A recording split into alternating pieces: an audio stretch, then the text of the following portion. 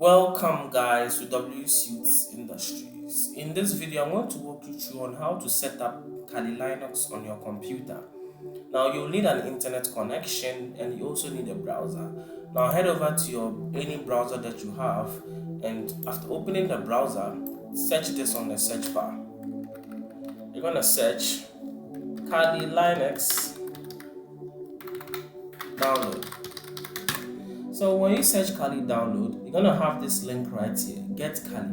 The link is gonna be in the description. So you click on Get Kali, we are being brought to this page. Now there are so many ways we can input Kali Linux on our computer. We have the installer image, virtual machines, and we also have ARM mobile. What we want is the installer image, so we're gonna click on it.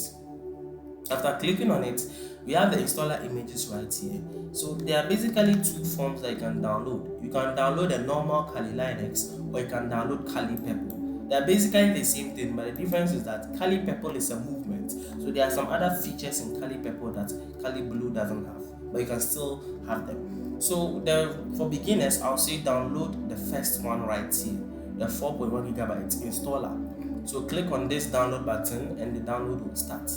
So after downloading, it's going to come on your downloads. When you go to your downloads, you can see it's going to come as this right here. It's called an ISO file. It looks like a CD. This is what we are going to use to install the Kali Linux. So we are going to leave this right here. We are going to go back to our browser. We're going to search something here, VirtualBox. VirtualBox. Now VirtualBox is a virtual machine manager that is used to create a virtual machine. So what is a virtual machine? A virtual machine is simply like a computer inside your computer. So that's what we are going to use. So we're going to click on the get started. Then we have this download page right here. I'll put a link in the description. Then you could choose the download that you want. Since you are using the Windows system, we're going to click on the Windows host. Then the download will also start. Now the installation process, you just have to click on the executable and to automatically just run the file for you. It's not hard. Now after installing VirtualBox, we're going to go to our desktop or our search bar and search for VirtualBox. We're going to type VirtualBox. You can see it right here. Click on it. It's going to open the VirtualBox window. Now, good. We have the VirtualBox window right here. So what we're going to do is we're going to create a new virtual machine. I've already created one right here. That's what you're seeing right here. So what we're going to do is they're going to click on machine, then new. Click on machine, then new. So when we click on new right here, we can have this prompt right here. So we're going to name our virtual machine. We're going to say W Suits Industries Linux box. So this is the name we're going to give to it. Is it too long? I think it's too long. Let's just leave it W Suits Industries. Now the folder in which you're going to store the VMs, you're going to leave it to default. We're going to choose the ISO file by clicking on order. Then we're going to select the downloads page. Then where we have located our ISO file, and we click on it. Okay, after clicking on it, it's going to now select the ISO file. So the next thing we're going to do is that we're going to just configure this right here. You click on subtype and choose Debian. So after all this setup, I think everything is all right now. In our hardware section, you can increase this as long as it's in the green bar. It shouldn't go above the green bar. So you can leave everything to default and click on finish. So after clicking on finish, our new virtual machine has been created. Now it's time for us to power it up. So let's power it up. We're going to select it by clicking on it. Then it should run. Or you could have just selected it and then click on start. So you can double click on it and to run it. So let's wait for the virtual machine to start. Now our virtual machine has started. So we are going to come here and click on enter graphical install. So after doing this, let's good. So this is the Kali page. You're going to select continue. Then United States, the configuration based on your language, just configure stuff based on language. It's going to detect the hardware and the installation media. It's going to load additional components and stuff. We're going to let for this to load, and after this is loading, we're going to wait for it to finish.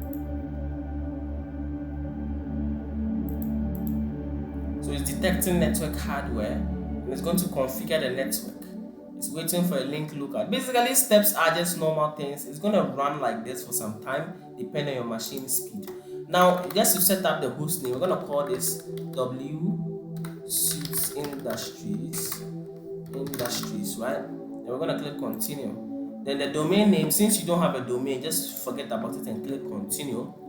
Then the username, we can say admin, or we can just say WSuits for the username. Then it's going to select the new user account for this. Then just going to create a new password. So we're going to create a very boring password. Then we come here to, we're going to create another password. Right? So basically, we have created our password. Don't forget the password because you will not be able to log into the system if you forget it. So you have to continue. Now it's going to set up the clock. I'm going to choose the time zone. After choosing time zone, we should wait. It's going to detect the hard disks and partition the hard disks, setting up a partitioner. Now, everything has been set. So we're going to choose the first option to partition, a guided partition using the entire disk. Now, this is a virtual hard disk. It's not a real hard disk that we have on our system. So we're going to choose the virtual hard disk and click continue. Then for this section, we're going to choose the first option. That is one recommended for users. We click continue. Then basically everything right here is finished. So we click on finish partitioning and write changes to the disk and click continue. Now in this page, a lot of people make a lot of mistakes. If you continue, the changes listed below will be written to the disk. Otherwise, you'll be able to make further changes. The partition table of the following devices are changed.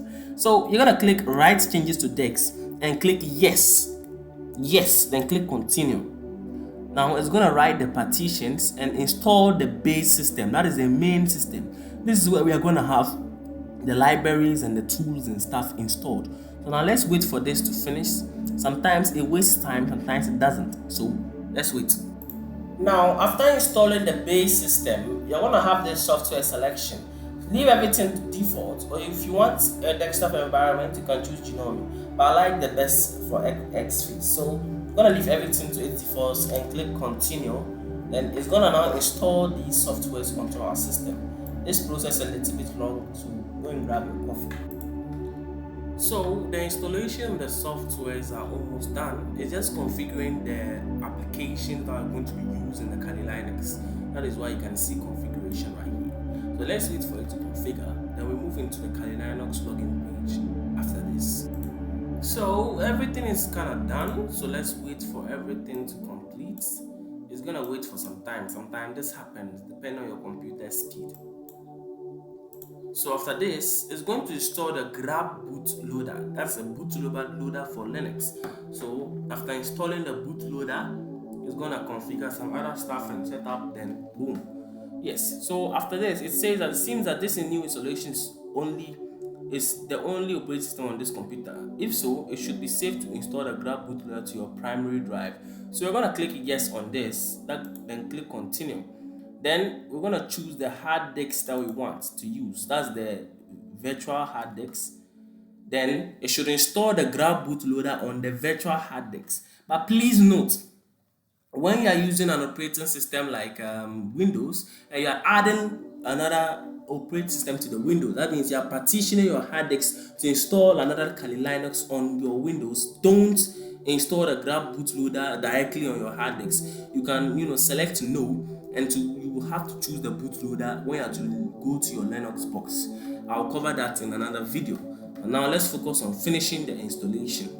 The installation has been completed, they're going to be greeted with this beautiful message. So we have to reboot our system to go to the Kali Linux. So we're going to click on continue. Then it's going to finish installation. Then it's going to boot us to the Kali Linux login page.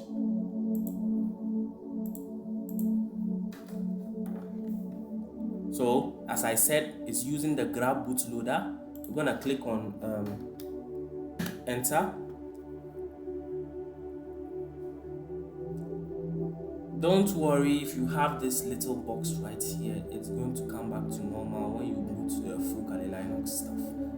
So let's wait for the installation to complete. And boom, we have the awesome logo right here. One of the things I like seeing in my life is this beautiful dragon. So it's loading the system. The login page should come any moment from now. Yes, so basically this is the login page. So we're gonna log in using our password, and yeah, our password. So we're gonna type this. I think the username was wsuits, then the password. Hope I didn't forget the password. So yeah, we have logged in. So it's going to set up everything. For beginning stage, it's gonna be a little bit slow.